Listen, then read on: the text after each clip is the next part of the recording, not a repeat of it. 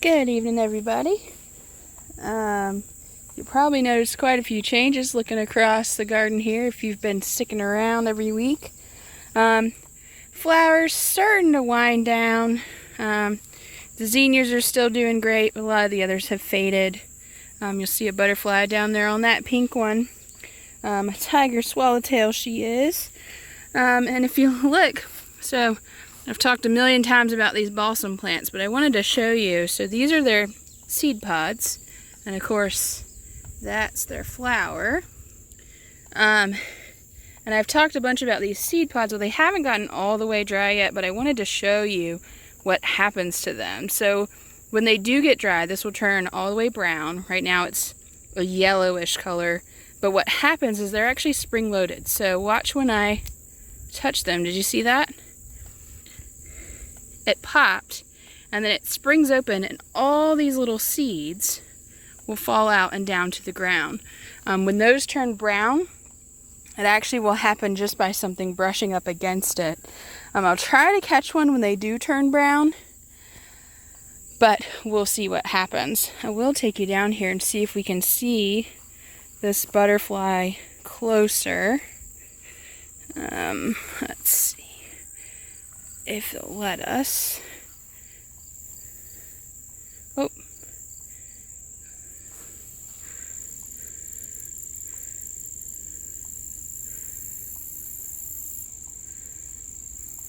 Well, she doesn't want to be bothered, so that's okay. We'll leave her be. If you'll look down here, beside this next row, these are what we call black-eyed peas. Some people call them cow peas. They have quite a few different names. But I planted them a week ago today. And they look great. They've come up really fast and nice and thick. I'll show you a close-up. They have really shiny leaves. But they're looking really good. No sign of pest pressure yet. This next row where you see this line of irrigation, I don't have the irrigation on right now because we've had almost 1.5 inches of rain out here in the last week. So nothing needs any water right now. But where that line of irrigation is, that's just marking where I planted another row of black-eyed peas. And then these rocks here are marking where I planted a row of green beans. Over here, these are the butter beans that I planted last week. Same time I did the black-eyed peas. They've come up really well. They're looking good. So if you're curious about seeds and how they grow, so if you'll see here, this is a baby butterbean plant. And you'll see these two white things are actually the outside of the seed. So the seed has sprouted from the center and created roots that go down and shoots that come up. So these first two leaves right here, these are the cotyledons. So they're kind of like the egg yolk in a chicken egg or any kind of egg. They already have their own nutrients and everything they need to survive. So at this stage, you don't need to fertilize. These seedlings have everything they need, and that's the same case with all seedlings. Their first two leaves are, like said, the egg yolk, and they're already ready to go. So now that I can tell that this one is starting to produce new leaves, I will think about fertilizer in the next week or so. You'll remember we're still holding on to this butterbean row here, and that's because they're blooming really well. The plants look good. You'll see some pods on there. They're finally starting to fill out well. So I just don't have it in my heart to sacrifice them just yet. So I'm going to let them go a little bit longer. This row has just been cultivated. It doesn't have anything in it other than some clumps of grass.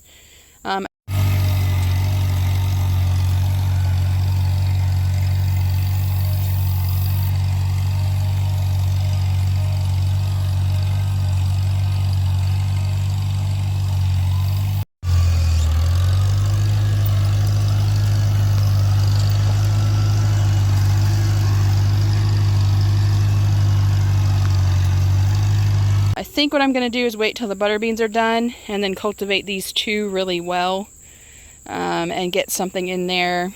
Broccoli, cabbage, carrots, something like that. Peanuts, still looking really good. They are huge. Very happy. I haven't dug down in there yet to see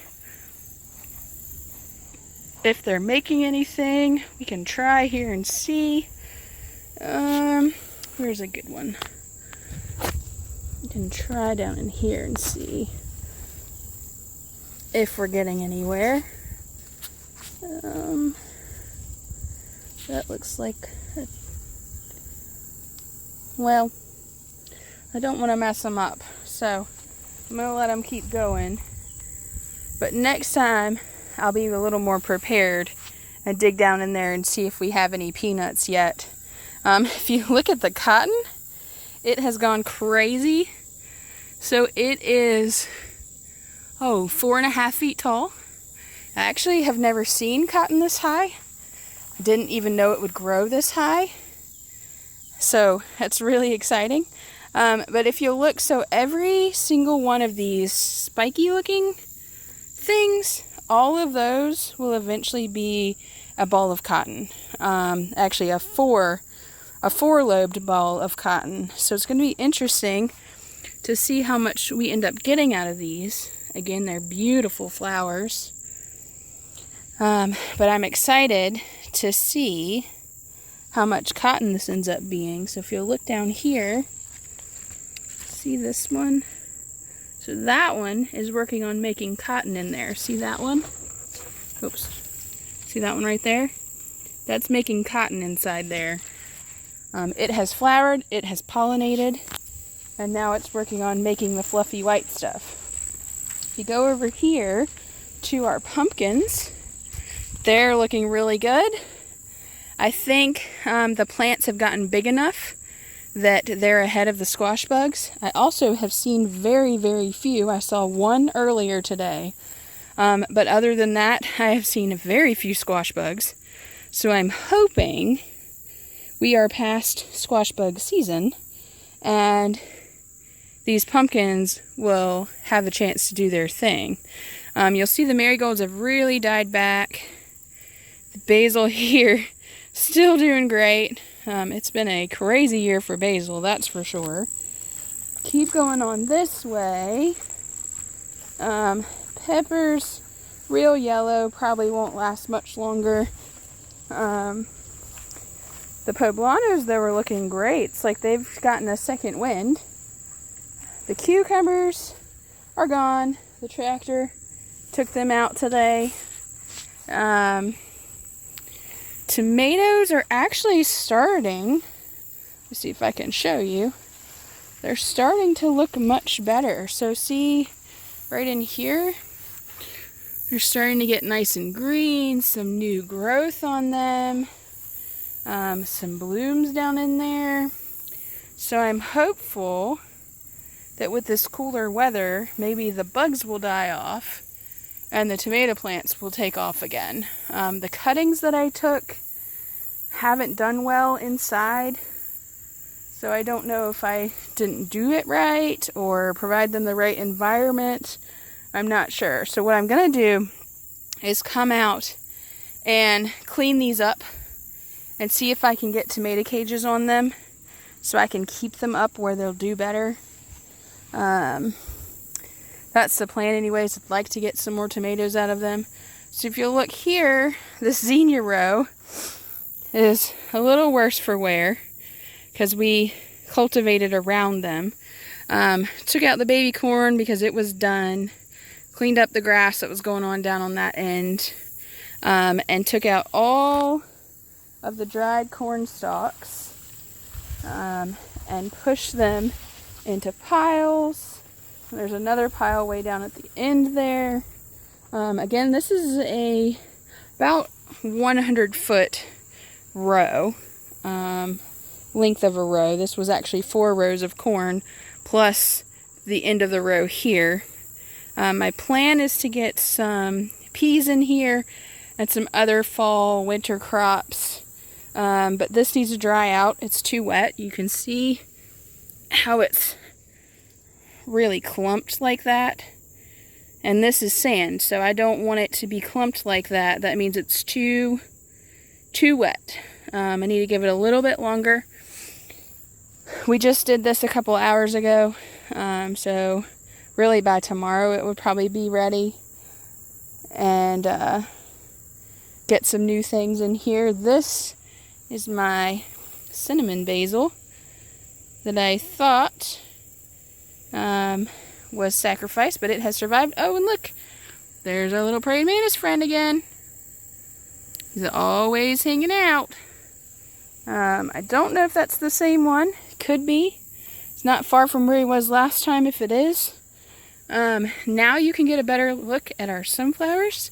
So you'll see they're making seed now. See in there? See the little stripes?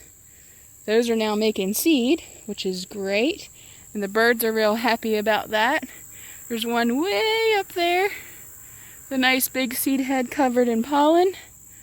I can come down here and show you some of our other colors and varieties. Oh, look.